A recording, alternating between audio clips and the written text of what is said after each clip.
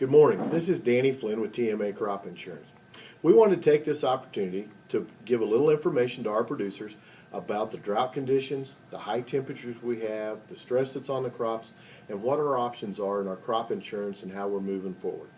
We're beginning to have producers call in, want to make claims on their corn. We have dryland corn being cut for silage right now, how that's going to affect us and what our situation can be.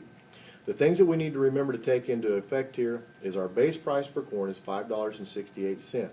Depending on our APH and our coverage level, how many bushel are we going to be at? As we call adjusters, they're going to get a hold of our producers. They're going to explain to them how many strips to leave, what size strips to leave, where to leave them in the field, and then our producers can go ahead and decide to chop the corn if they'd want for silage or move in whatever direction they feel is best for their farm. We want to make sure that you understand the conditions and what can happen as that moves forward. When we talk about beans, beans are a little more sensitive to some August rains. As we leave strips in those, we bale part of the field. If some rain was to come through and we get $15 to $16 beans, how does that affect our revenue? Where are we at?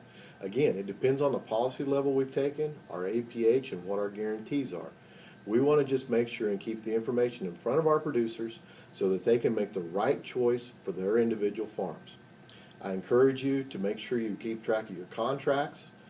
If you don't know where you're at exactly, contact one of our grain marketers. They'll be more than happy to sit down and explain to you where you're at. Our crop insurance agents and our marketers work together with our producers to make sure we keep you in your guarantee levels. And also, if you have any further questions or want to know on your field by field or exactly for your farm, feel free to give David Yenny, Steve Eubanks, myself, or Chris Hauber a call.